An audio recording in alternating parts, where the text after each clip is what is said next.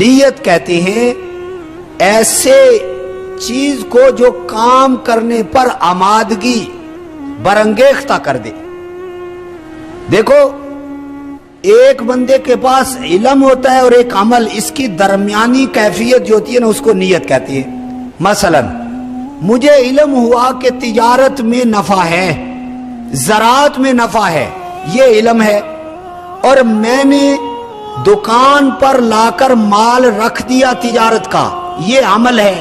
اس کے درمیان میں جو چیز ہے اس کو نیت کہتی ہے. جس نے مجھے برانگیختہ کیا ہے نا، میرا علم تھا کہ تجارت میں نفع ہے، اب میں عمل بھی کرنے لگا ہوں، لیکن عمل پر جس نے برانگیختہ کیا مجھے اٹھایا، اسی کو نیت کہتے ہیں.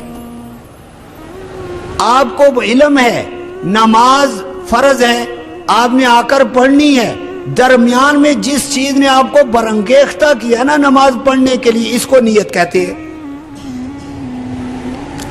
اگر یہ برانگیختہ کرنا اللہ کی رضا کے لیے ہو جائے گا، اللہ راضی کرنے کے لیے آپ کے اندر سے چیز اٹھی کہ مجھے نماز پڑھنی چاہیے، یہ عمل درست ہو جائے گا.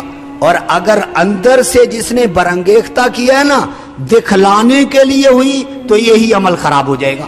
اتنی نیت کی جو ہے وہ اہمیت ہوتی ہے. پھر اعمال تین قسم کے ہوتے ہیں.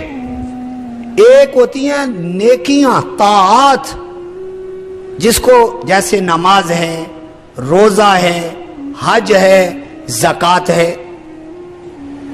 دوسرے مباحات ہوتے ہیں، مباح کام ہوتے ہیں، کر لو تو ثواب کوئی نہیں، اگر نہ کرو تو گناہ کوئی نہیں.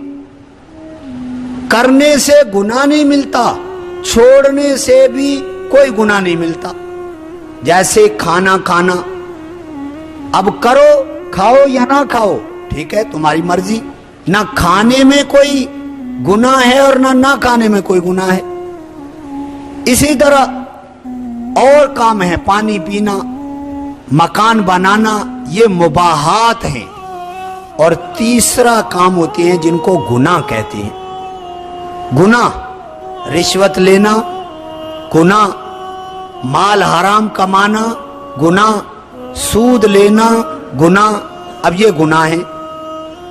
نیکی جو ہوتی ہے نا، اب ہم نے جو کہا کہ اعمال کا دار و مدار نیتوں پر ہے، یہ دو قسم کے کاموں میں ہوتا ہے، طاعات میں اور مباحات میں. ان دونوں میں جیسی نیت ہوگی ویسا عمل وجود میں آ جائے گا. اگر آپ نے کھانا کھایا اس کی نیت اچھی ہے تو آپ کا عمل اچھا وجود میں آ گیا. اسی طرح نماز پڑھنے میں نیت اچھی ہے، اچھی نماز کا وجود سامنے آ گیا.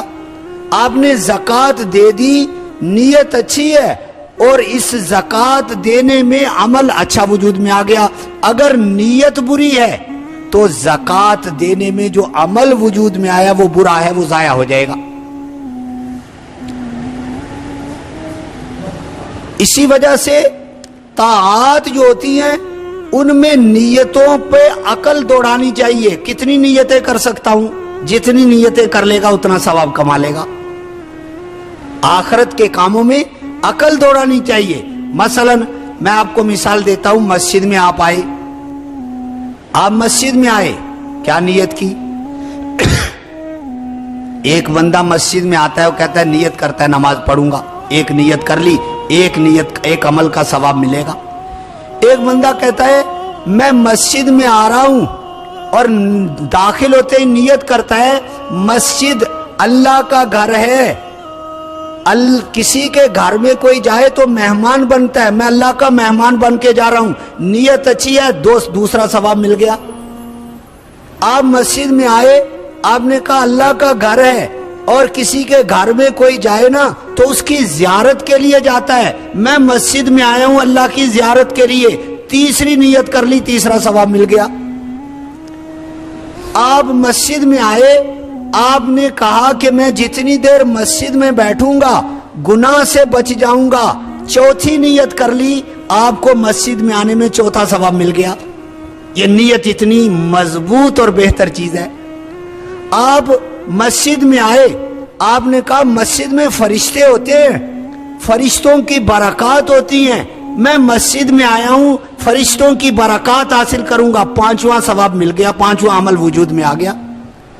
آپ مسجد میں آئے، آپ نے نیت کر لی کہ مسجد میں نیک لوگ ہوتے ہیں، ان کے پاس بیٹھنا بھی ثواب ہوتا ہے، میں اس نیت سے آتا ہوں کہ ان کے پاس بیٹھوں گا، یہ 6واں عمل، 6ٹی نیت کر لی، 6واں عمل وجود میں آ گیا، 6واں ثواب آپ کو مل گیا۔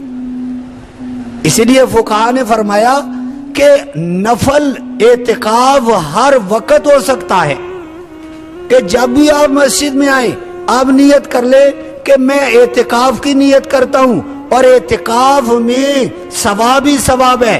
آپ مسجد میں آ کر صرف یہاں آئے اور آ کر واپس چلے گئے، نیت آپ نے اعتکاف کی ہے، نیت اچھی ہے، آپ کا عمل اعتکاف کا آپ کو جو ہے وہ ثواب مل جائے گا۔ یہ اتنی نیتیں ایک کام میں ہو سکتی ہیں، نیت اتنی اعلیٰ چیز ہے۔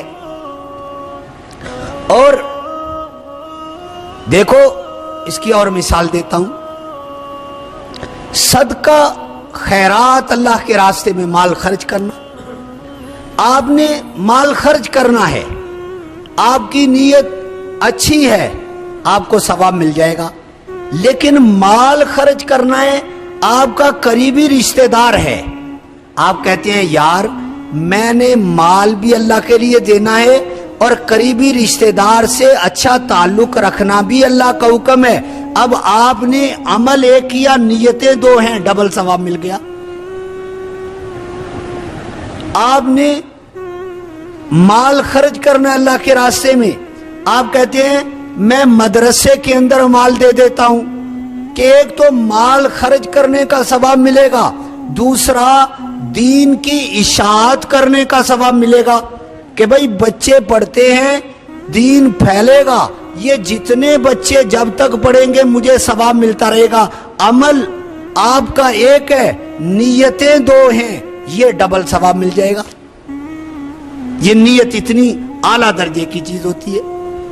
تیسرا کام ہوتا ہے گناہ کا، اس میں نیت کا کوئی اعتبار نہیں ہوتا، وہ نیت کرے نہ کرے وہ ختم، اس کو نیت ہو ہی نہیں سکتی، وہ گناہ ہے، اس کو چھوڑنا پڑے گا، بے شک جتنی مرضی اچھی نیت کر لے اس کا ثواب کوئی نہیں ہے۔ ایک بندہ مسجد کے باہر ناچ کرواتا ہے، کہتا ہے یہ نیت کرتا ہوں کہ لوگ جمع ہوں گے ان کو کہوں گا مسجد میں نماز پڑھنے کے لیے آ جاؤ، اس نیت سے کچھ نہیں ہوتا۔ گناہ جو ہوتا ہے وہ کبھی محض ہے، گندگی ہے، گندگی کو جتنی مرضی نیت کر لو اس سے خوشبو نہیں آ سکتی، وہ گندگی گندگی رہتی ہے۔